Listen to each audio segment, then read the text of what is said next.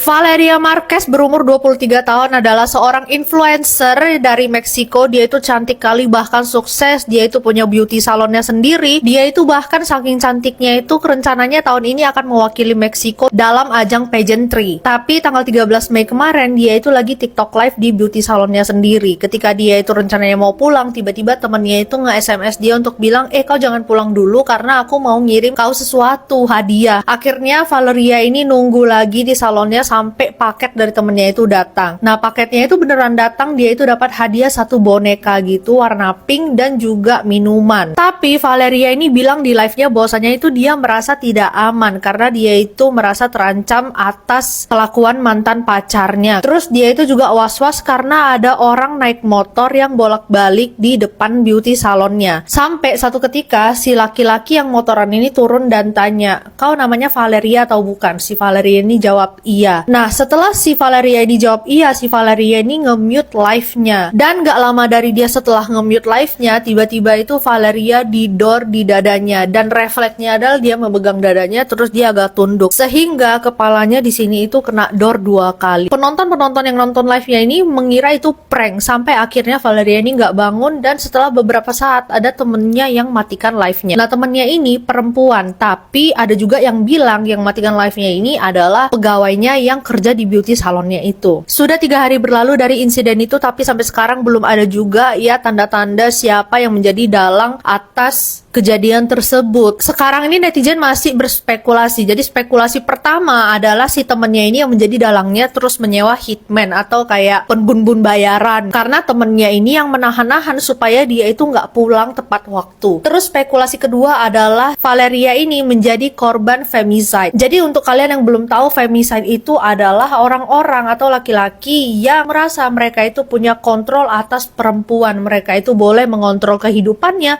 bahkan boleh menghukum perempuan sesuka hati mereka. Itulah femicide. Spekulasi ketiga dari netizen adalah bisa jadi kasusnya si Valeria ini ada hubungannya dengan kartel, karena si Meksiko ini kan masih kental kali dengan kartel-kartelannya bahkan sampai sekarang. Sampai sekarang polisi itu masih menginvestigasi untuk cari tahu siapa dalangnya, karena polisi itu kehilangan jejak atas laki-laki yang motoran yang menjadi pelakunya. Sampai sekarang belum ada juga yang tahu apa hubungannya dengan pegawai yang ada di beauty salonnya si Valeria di saat itu, karena dia adalah satu-satunya saksi kunci dan juga yang mematikan live di saat itu. Kenapa dia itu tidak nangis, kenapa dia itu tidak histeris di saat dia matikan live-nya. Video kejadian itu juga tersebar di TikTok karena kayaknya ada yang screen record waktu live itu berlangsung. Kita cuma bisa berharap semoga pelakunya itu cepat ketangkap dan semoga ada titik terang dari kasus ini.